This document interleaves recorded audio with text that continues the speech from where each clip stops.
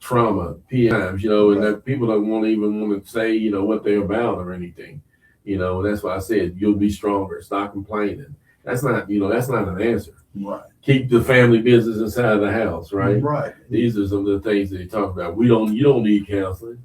You don't need that, or people might think you're crazy. And that's, I hate that. But that's a lot of what the stigma was, back then. And so that's why I guess I didn't even hardly even knowing anything about it really when it comes to that. Yeah, and I can remember like it was kind of whispered about, and back home, kind of rural area, people kind of whisper about so and so that they take nerve pills. That was what they call everything, nerve pills.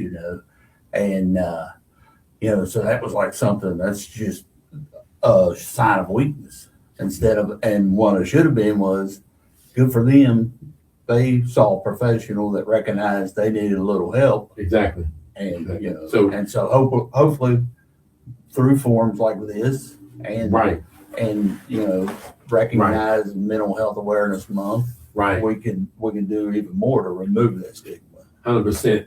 One of the things that was created for Mental Health Month was, kind of created was to educate the public, reduce the shame, also encourage treatment, support emotional wellness. Which is a good thing too, and help people understand that they're not alone. And that's why I'm glad, because I believe, imagine they're struggling emotionally, but the world, you're asking the world for help. But then again, you don't get, you get judged and not supported. That's terrible, right? Yeah, and that when we know what that leads to, and I know better than most that leads to damaged relationships. It leads to self-medication. And self-medication. Tell me about that. Okay, so I, people that, and I feel like there's a whole generation that's been touched by this. People that, like I said, they call it the nerve pill. They're weak, but the same people usually calling them weak were dealing with stressors of their own, and they were doing that with alcohol usually or some other substance. And in their eyes, they were stronger than this person who's doing it the right way. And so that's again something else that we have to remove, because if you don't get help and you're suffering from anxiety and especially PTSD and depression especially, it's going to have to be dealt with one way or another. And the ultimate solution is, seeking out professional help and therapy. Therapy used to kind of be a dirty word. Somebody got really problems or really having bad relationship problems. No, it's a health checkup. It can be, just like we go for a checkup. Right. So now that we kind of understand a little bit about where Mental Health Awareness Month came, right? What about for now? Why mental health matters today, though? It's one of those things like, this pressure that people carry every day, this silent pressure people carry every day. What about those things? Because that's one of the misconceptions that, only affects certain people. Mental health only affects certain people, but it doesn't. It affects everyone. Absolutely. It does. It affects, children trying to fit in, right? Teenagers dealing with pressure, a different type of pressure, peer pressure, all kinds of them, and maybe even bills, Absolutely. Parents struggling to survive financially, right? Entrepreneurs, carrying stress kind of silently because of things that's going on. Church leaders pouring out onto others while emptying themselves. They don't mean, and that's I always say that, we have pastors, we have deacons, ministers, reverends, we have all these people, they're praying for people, but who prays for them? Exactly. I always think that too. Veterans battling trauma as well. Now I'm talking about today, right? Students overwhelmed by expectations that maybe their parents put on them, maybe they put on themselves as well. Workers burned out from exhaustion. Telling you, we got people now. You got to think, or taking. You just said something about a person taking a second job.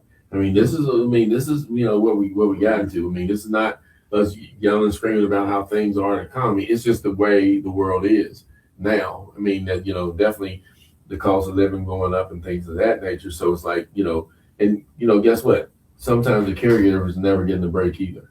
And that's something, that it talks about. Yeah. Because mental health doesn't discriminate. Let's get that right. It doesn't. Right.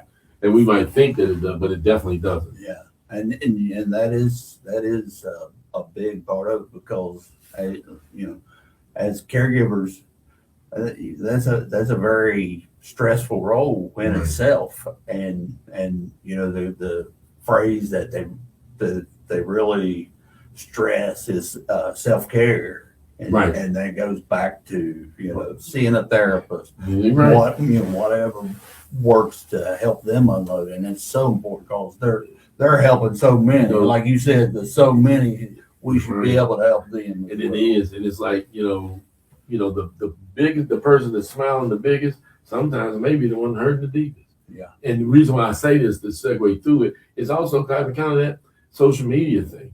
Everybody looks happy online. Yeah. Everybody looks happy online. I mean, they living in the best. They dressing up the best and things like that. But that's what happens, right? This culture that we the social media culture, what it's made is people comparing success, people comparing their bodies, people comparing their lifestyles, right? Mm-hmm. Relationships, money, comparing all these things, happiness, right?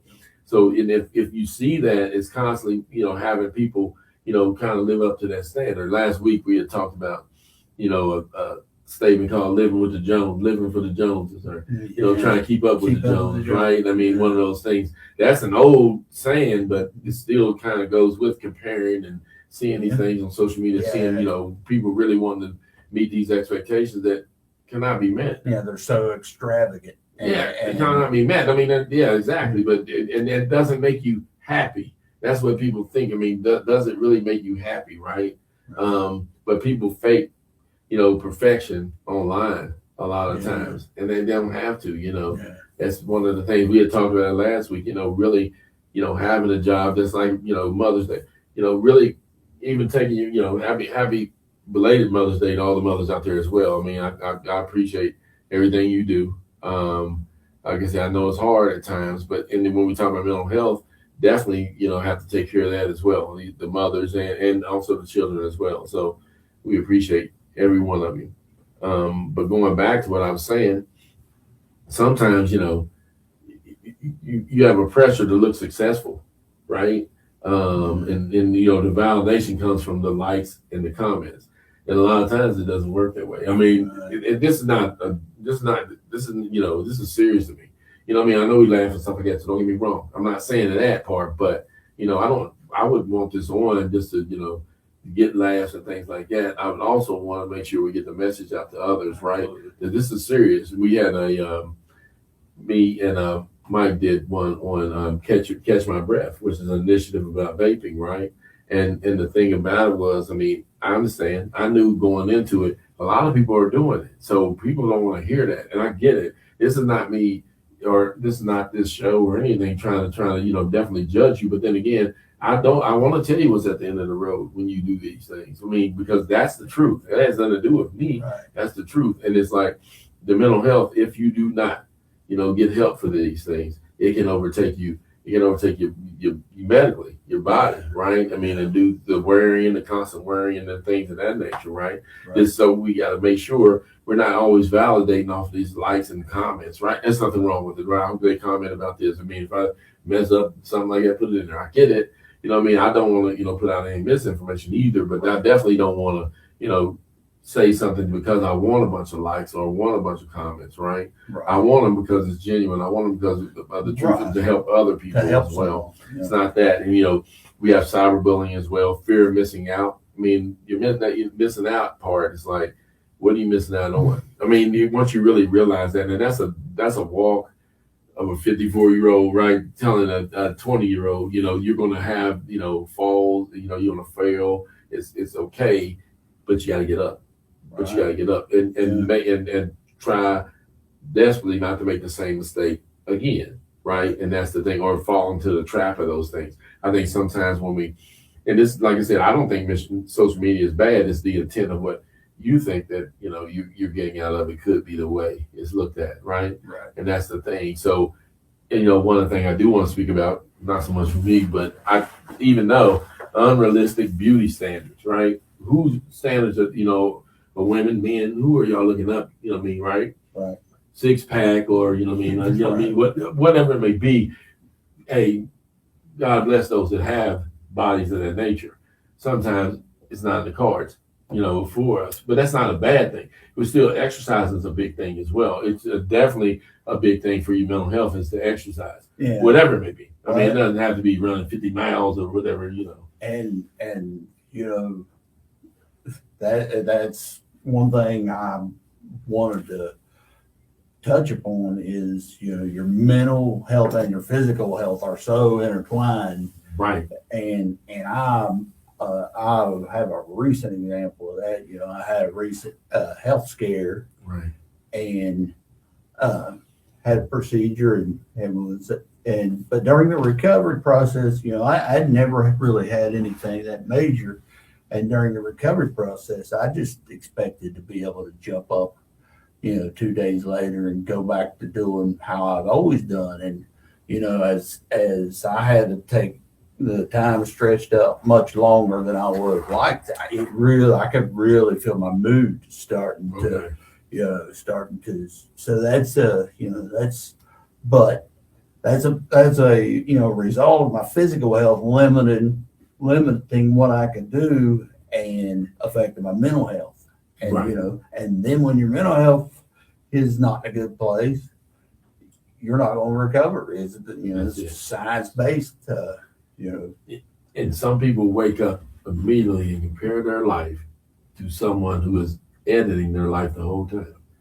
That ain't how their life. Exactly. You think that it is, but that's not even how their life is. Yeah. It's not. That's why that comparison. Be very wary of it because it doesn't always come that way. Yeah. It doesn't. Yeah. It doesn't. I mean, a lot of times, this is more on an athletic sense, but it could be any little thing. We see the finished product of what somebody does, but man, it's a lot of them do a lot of hard work. I always, say it's about like, people say little things about, I'm like professional wrestling. I'm like this since I was a kid, right? But people think that it's just them going out there, but they work at it Right. very, very hard. I mean, they say, oh, it's fake, it's fake, it's fake. Those bumps aren't fake. No. And the things they do, and I'm saying, and they're pros at it, so you have to understand they work at their craft. Any craft you work at to get better at it. That's the thing. You can't just go out there and do these things, right? Yeah. I was listening to something last night, even about what we're doing now, kind of going against it because it was talking about even public speaking and making sure you don't have those kind of pauses and things in there, which I'll probably do today, is knowing the subject that you're talking about, knowing it. Practicing it. Yeah. Me and you not being funny. I knew it was important to have, something about mental health month, right? And I understood that, and it fit us today to come in there and do it. Absolutely. But make no mistake about it, it's very important, and absolutely. You have to plan for these things as well, because it's very dangerous, for any culture, especially the young people, to really have a comparison always, and young or older, right? So I really do want them to think about some of those things as well. Yeah, and you always think about it. And exactly right. You look at these people on I'm old Facebook or whatever, and they're flawless a lot of times. And nobody's flawless after you stop and think about it. They got good filters or good editing skills or whatever. Right. It's unrealistic. The point is, right. And we can't judge ourselves based on everyone else. The thing I always told my kids, when so and so look at this car, look what Yeah. I say, okay, did she post the picture of the night when her boyfriend broke up with her and she was crying and upset? When they're having a bad day. Right. And so that part, the good part was part of her reality, but the bad part was too. But social media, we're just going to show you the good part. So right. And I think it's a good segue into this. As far as talking about burnout. Yeah. Burnout.